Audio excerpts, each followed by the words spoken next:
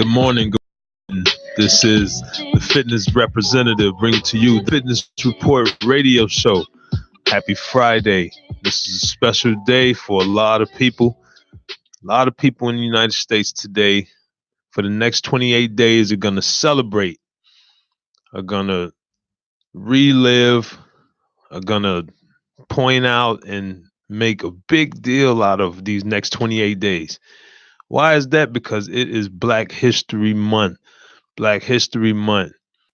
For in our case, we want to call it Melanated History Month. But this is the 28 days where you get to focus, reflect, and think about how you can better the situation by focusing on the things that go on today, the past, the future, and how we can further along our cause. Today, coming up, we got a couple callers, we got a couple of issues that we're going to hit. Now, as always, since this is the Fitness Report radio show, we like to go into how we can stay in shape no matter what.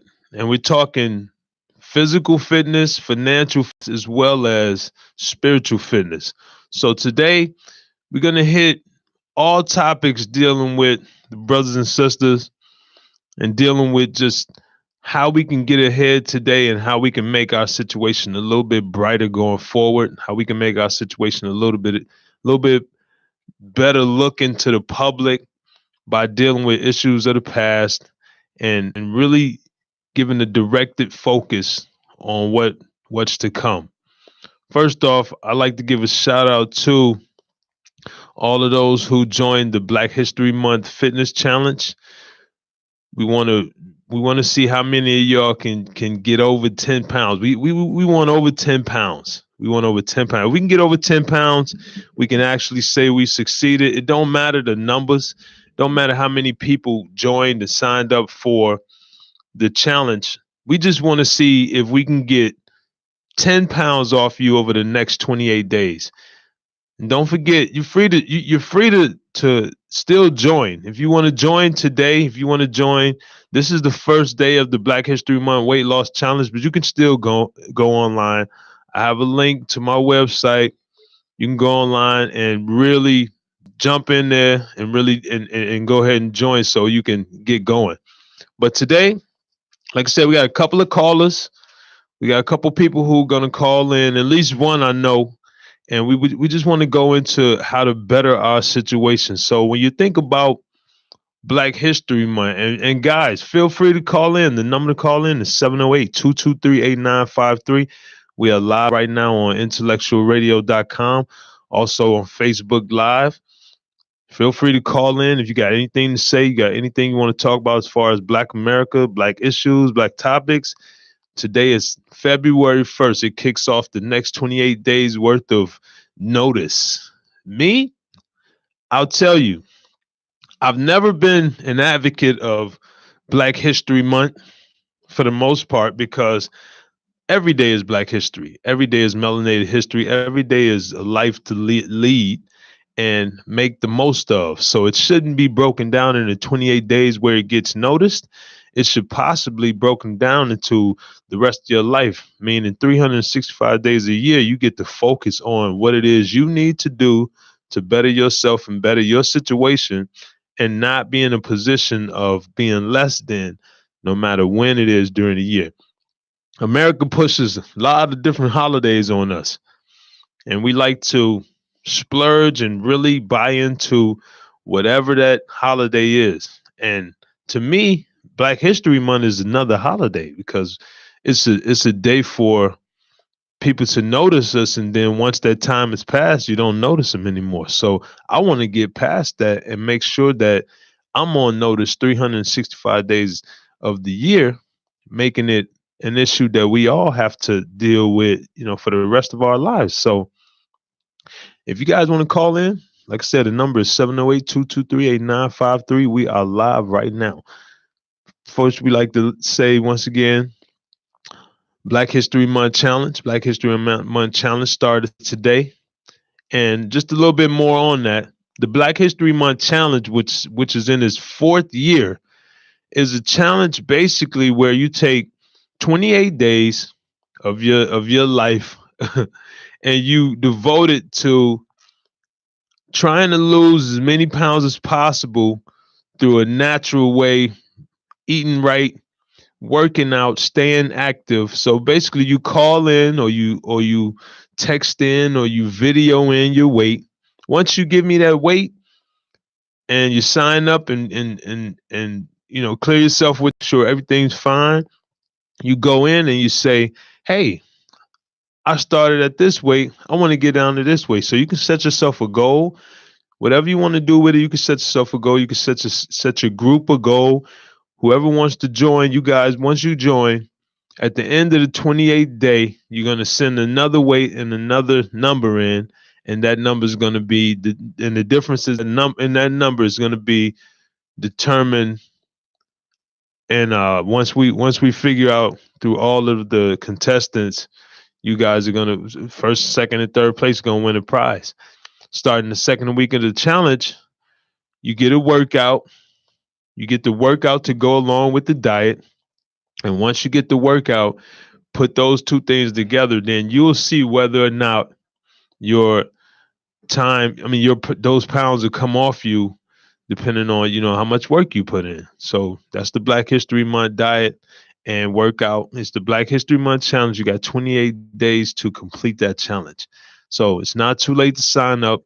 You want to sign up, call in numbers 312-857-5668, or you can go on my Facebook page, or you can go to www.jaboriparty.com/BHM BHM-online challenge and -online-challenge. So that's www.jaboriparty.com/BHM-online-challenge, and you can actually sign up for the challenge. But like I said, we want to go into what it is to be melanated today.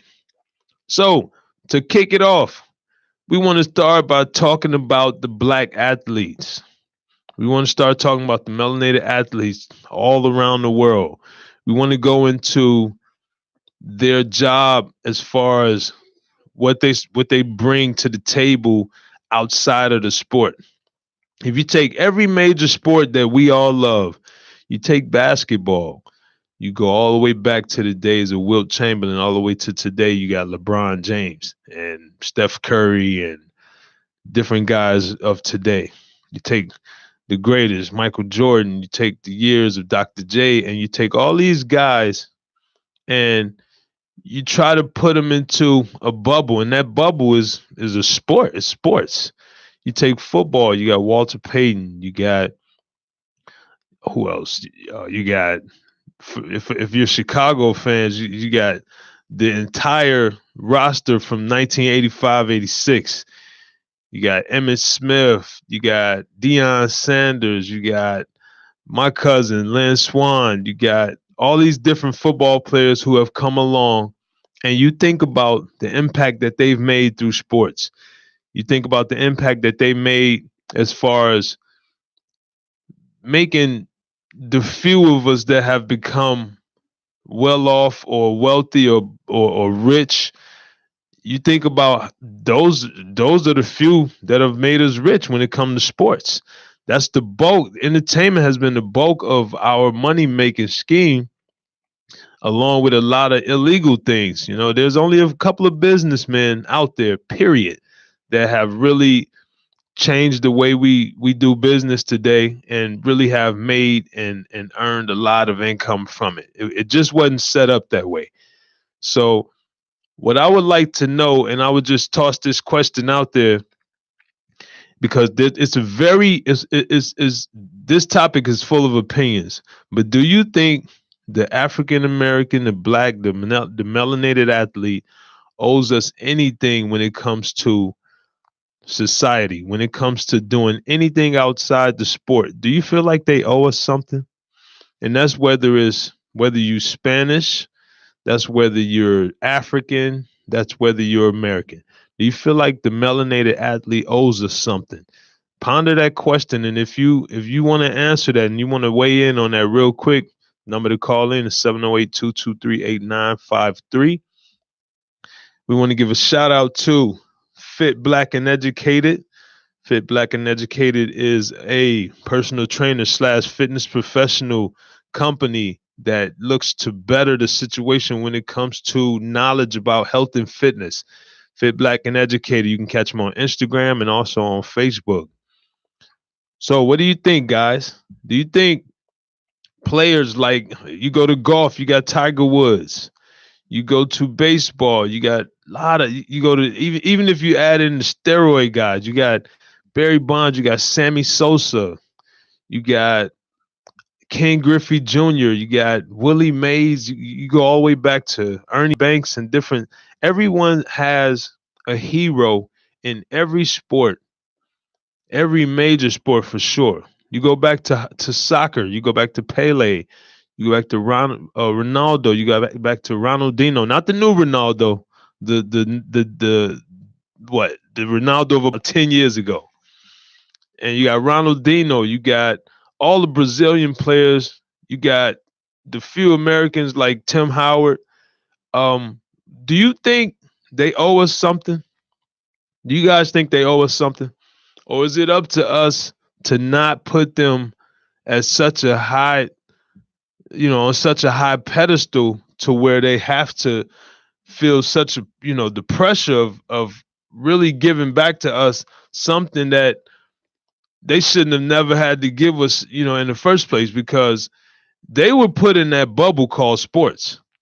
They were put in that bubble. They were put in that position to where they had to really stick out because that was their job. It was their job to stick out as far as society went when it came to us, when it came to representing us. We could not be held. We couldn't compete. We couldn't even enter into any type of realm of business after we integrated. It was really tough. You had to be chosen. And if you think it's any different today, then you're wrong. You're still chosen today.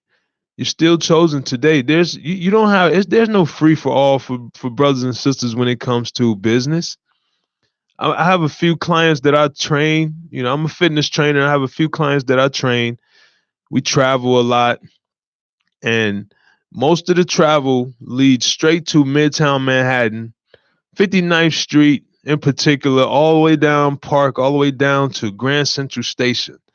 And I can name on my forehead how many people I've seen that have been that have looked like me, that have been in the business of finance. And these aren't the worker bees. These are the head guys.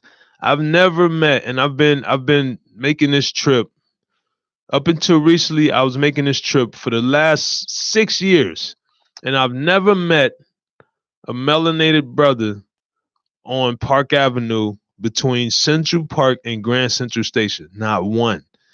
And the reason why is because it's a control factor, and it's already controlled.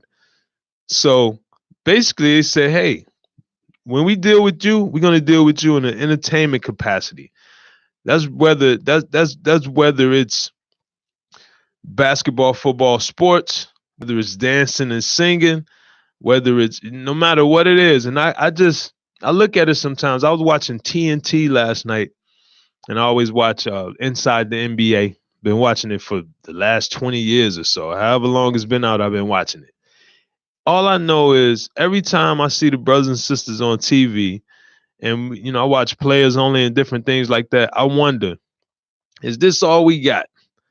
Or is this all they allow us to represent us? Is this the only way we're allowed to represent?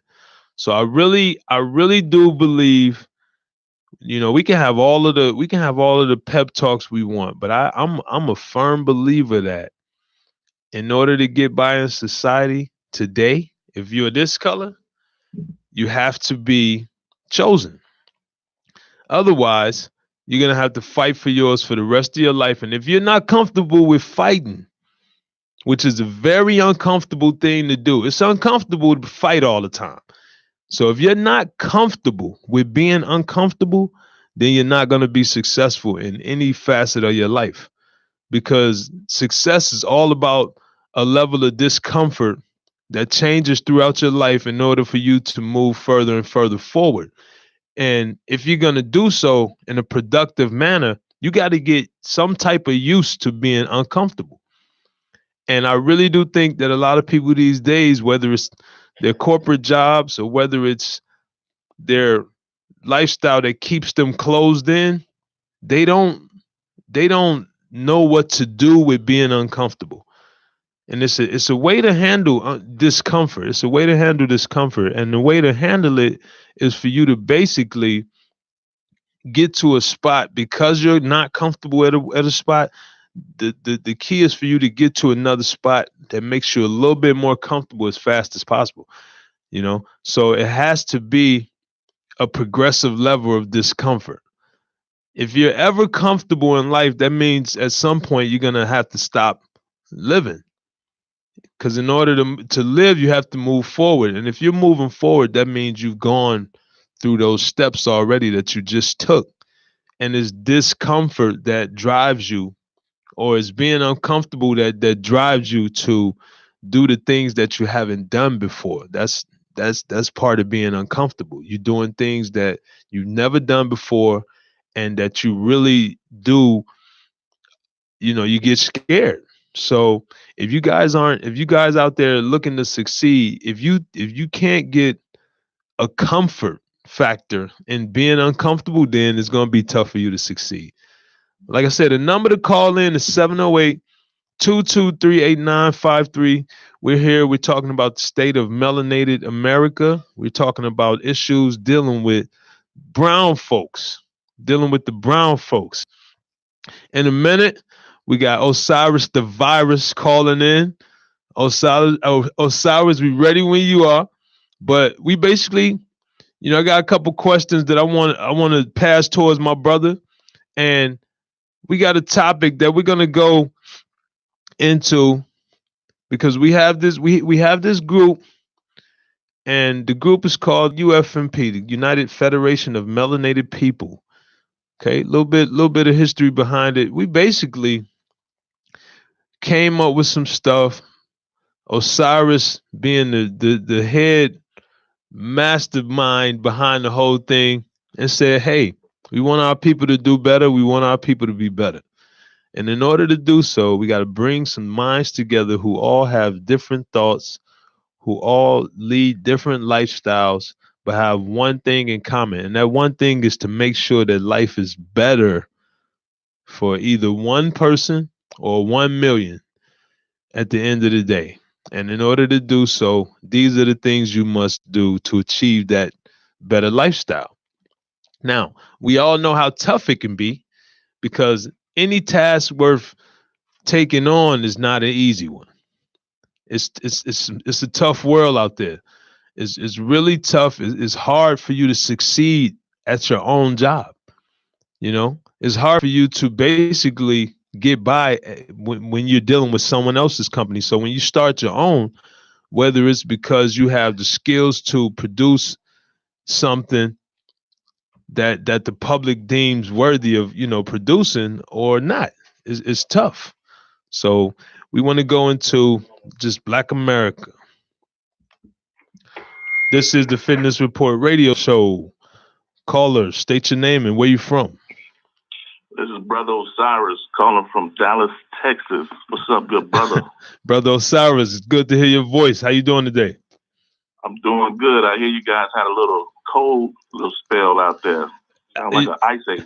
Yeah, I don't know how little it was, but every picture you took, every picture you saw of Chicago was basically, it looked like when you go over to the desert. All you see is that brown clay.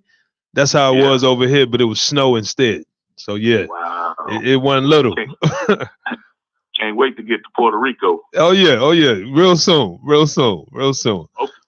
Okay, so I understand that you want to gauge the state of Black America, Melanated America, and I want to say, I want to recognize that I know this is February, Black History Month, but right. As a member of the United Federation of Melanated People, we celebrate or recognize Melanite history 365 days a year. Exactly, every day. I believe that I believe as a people, as a group, that we are declining. Of course, we as a people have more individualistic goals. Like there are some people that are successful, but Right. the group itself is not. Right. And Exactly. And we need to recognize the differences too between race, ethnicity, nationality, and culture.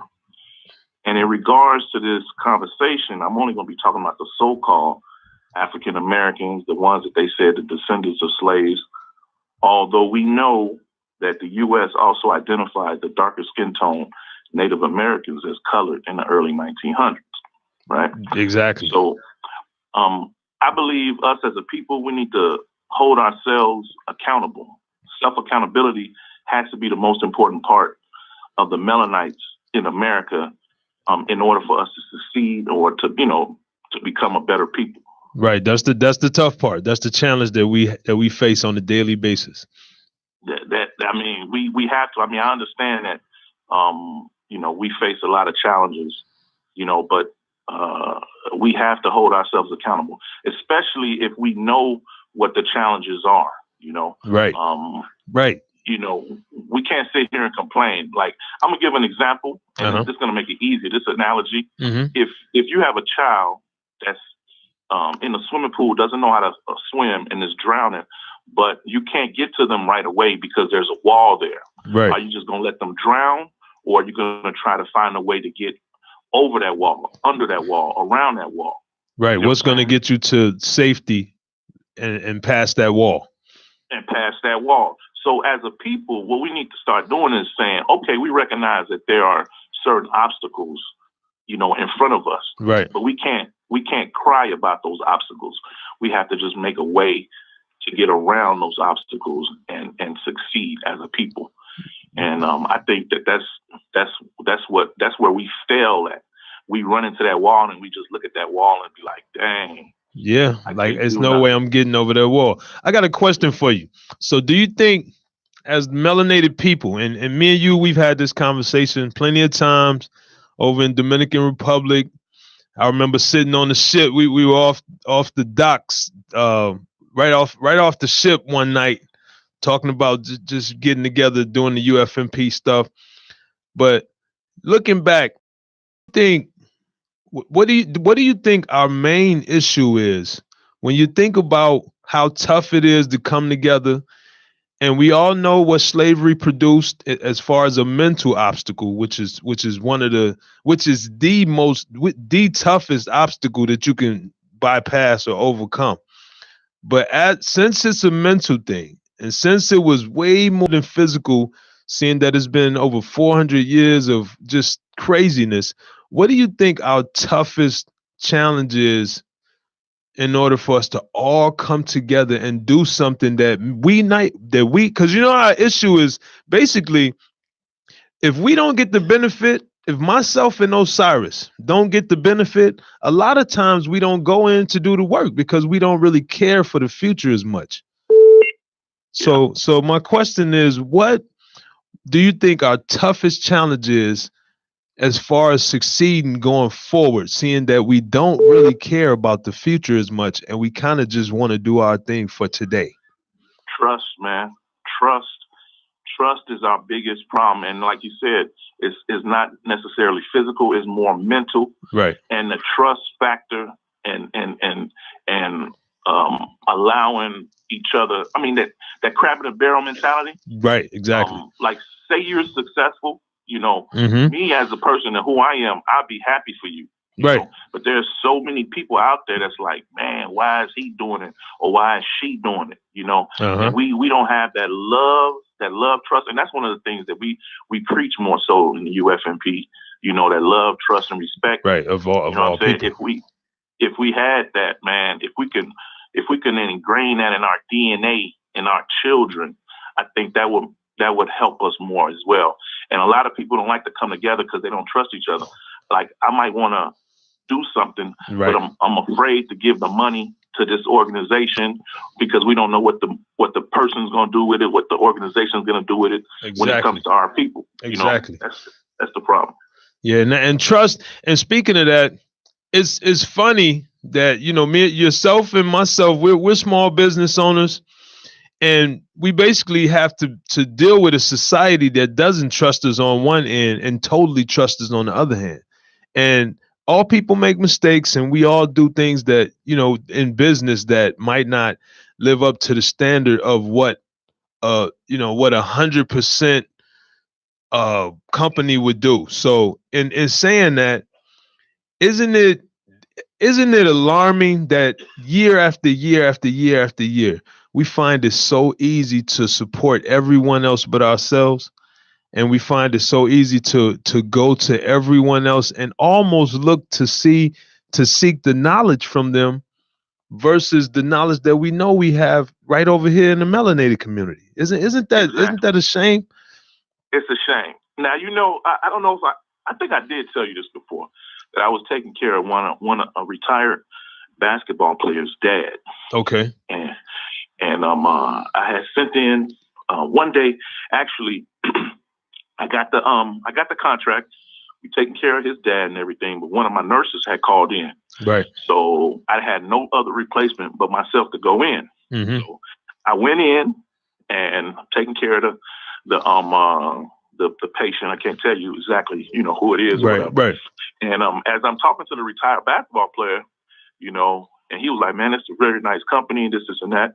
And I told him, I actually, I couldn't find anyone to replace the nurse, so I came in myself, and I'm the owner of the company. Right. And he told me, he said it's a very nice company, but he told me, being honest, he was like, "Man, if I would have known that the company was owned by a melanated person, yep, I wouldn't have hired you. Right. I wouldn't have hired you." Yep. He was just being honest with me, and he was like, "Man, your business operates like a well-oiled machine, and I appreciate that. I'm saying that I hired you. I hired your company." He was surprised. To do it.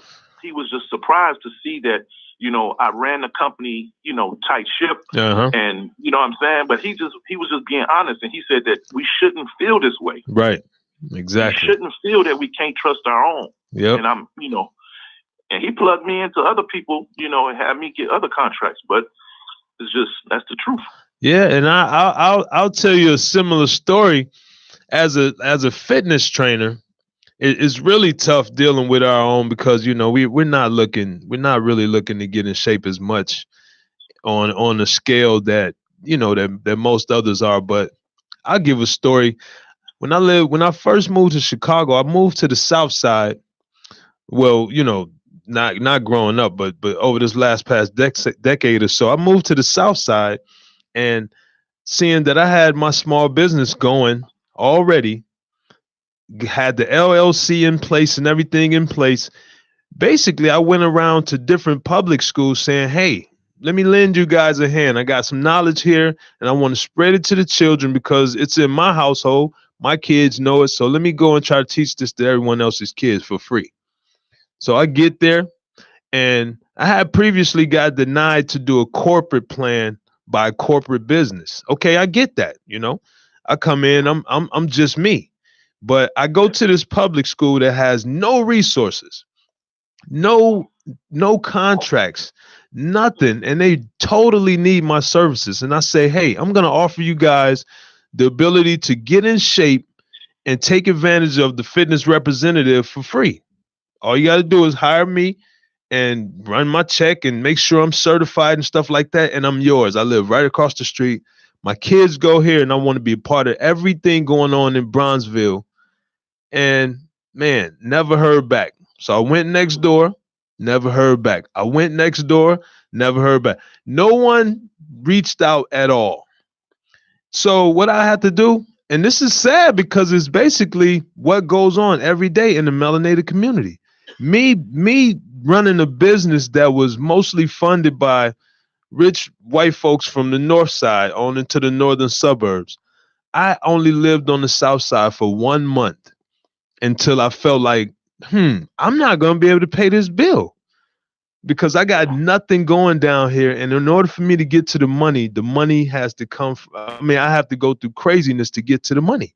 As far as transportation, I had to move back to the north side after living in Bronzeville for 1 month in a nice little condo that I was not going to be able to pay for. I had to move, back to the north side, back around everyone who looks at me out the corner of their eye, who wants me to basically know that they think I'm gonna steal from them. Who they want me to know that they think that. I mean, I had to move right back into that situation in order to get paid. And nothing against my white brethren and sisters. I love y'all. Y'all take care of me. I'll say that. But I would love to live around my people, and I would love to be in a situation where I'm trusted by my people to put in the work that I know those same white folks trust me with and have been doing so over the last decade. So I feel you, and I go through it a lot. We talked about this over and over again. Man, we talk about this over and over. It's amazing, man. Yeah. But before I got another question for you, and people want to know. I've been getting a lot of questions thrown at me about being in shape. And the first thing you talk about is being in shape. You want to see what it looks like physically. And like we talked about in the UFMP, we always look to see what it is to be in shape all the way around, including finances, your mental stability, as well as, being in shape physically. So seeing that going forward in this good old United States that we love to, we love to bash the US, because US stay in some crap, and number 45 ain't no joke today. But it's simple as that. But my last question for you before we let you go, my last question for you, and you can explain it however you want to. When it comes to being in shape financially, when it comes to putting your money in your head together and doing things that can turn into some money, do you think it's deal with family? And I'm talking red blood family or friends. What do you weigh in on that? Weigh in on that for me, because the people want to know, because it's tough out here dealing with family. We all know that.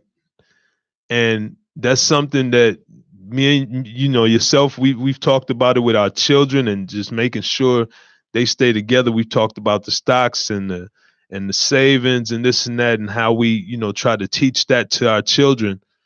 Do you think it's something that is better served dealing with close friends, or that good old red blood that you got running through your veins, and the genetics and all of that coming from a family member? What's your take on that, Osiris?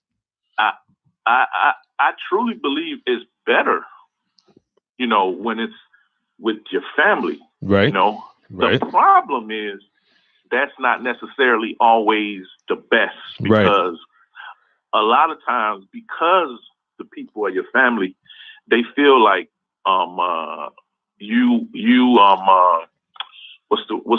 how can I explain this? They feel like it's easier, like they could burn you. Oh yeah. But there's really nothing you can do about it. Right. They feel, they want to make you helpless, even though they're going to get down on you. Yeah. They're trying to keep you there. They're trying to keep you right there. So it'll be ideal for it to be your family. But I mean, I think what we need to do is to judge everybody individually, and not just say that's my cousin, so I'm going to do business with them. Right. Judge everybody for who they are. Right there. And I might have a cousin that I ain't messing with. Mm-hmm. But then I might have somebody that's 2 generations away. That I'm like, man, that's the coolest dude I know. He's blood, but I mean, he's just as like me and you are.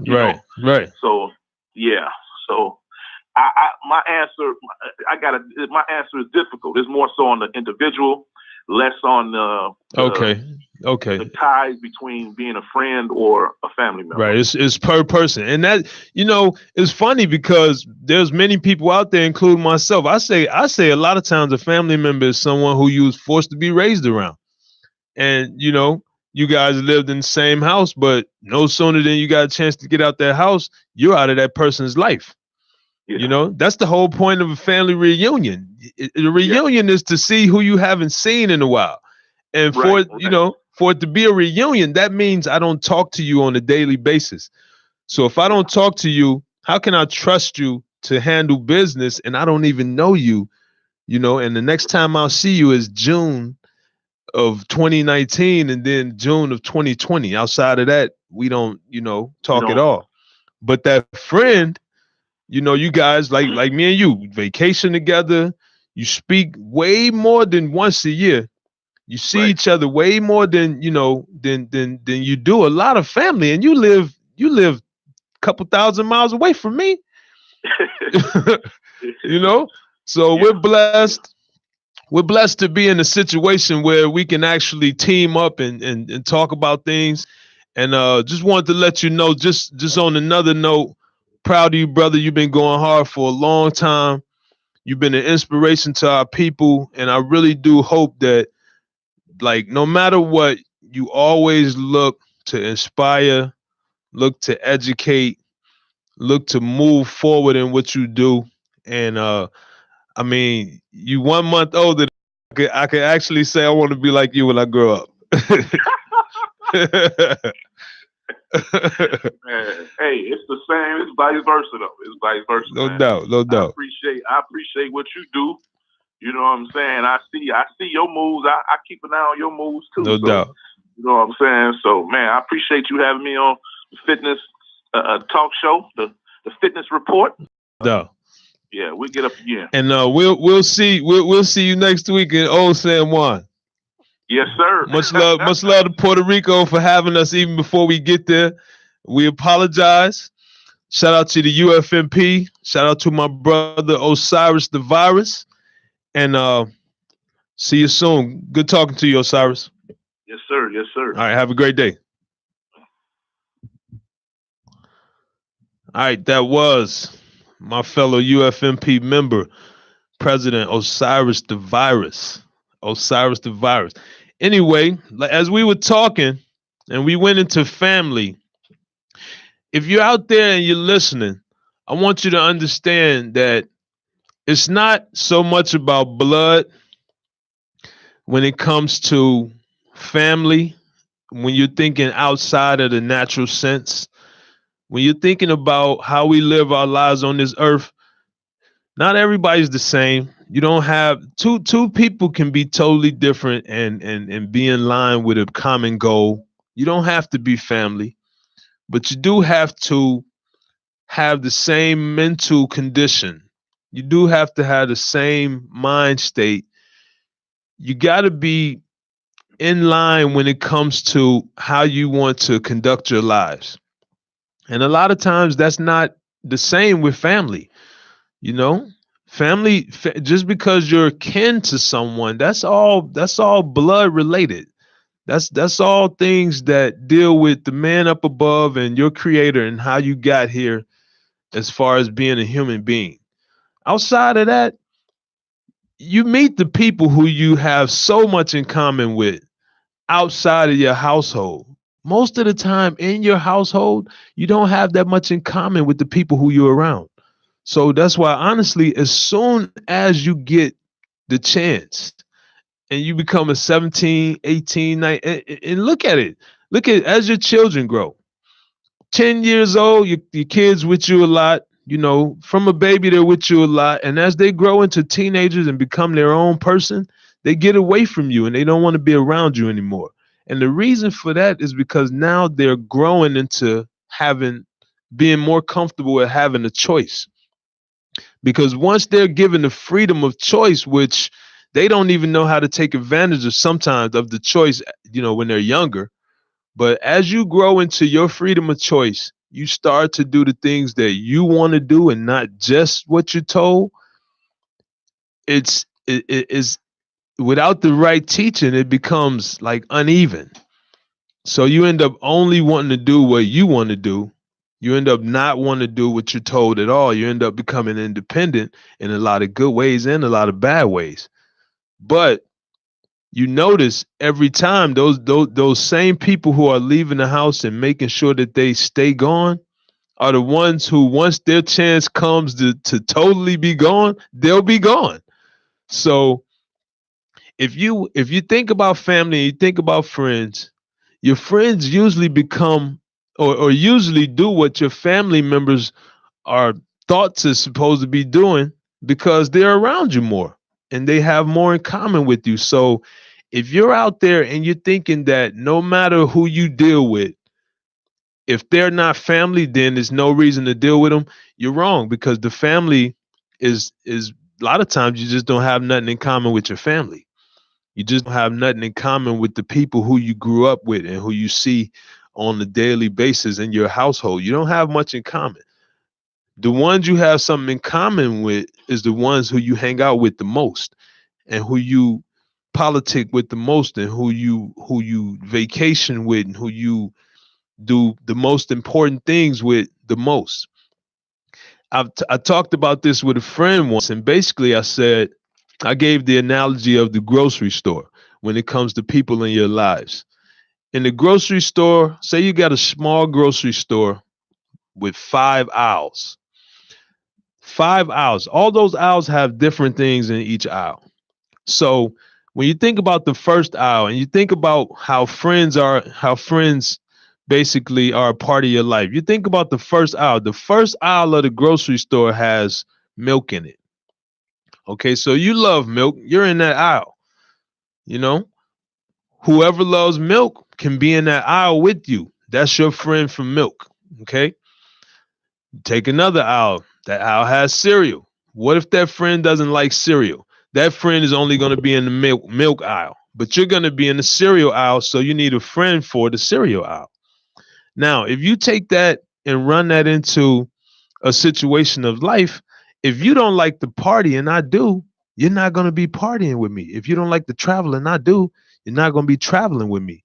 So the more things that you have in common with me as a person, that's the more you're going to be around me, and then vice versa. The least amount, the least you're going to be around me. So if you don't understand that life is based on how much participation you have in the person who you're around's life, then you're not going to ever feel like they're your family. So I want to give a shout out to, once again, the UFMP. Give a shout out to people out there who tuned in today. This is the Fitness Representative, brought to you by, this is the Fitness Report by the Fitness Representative, IntellectualRadio.com, and we'll see you guys in 2 weeks.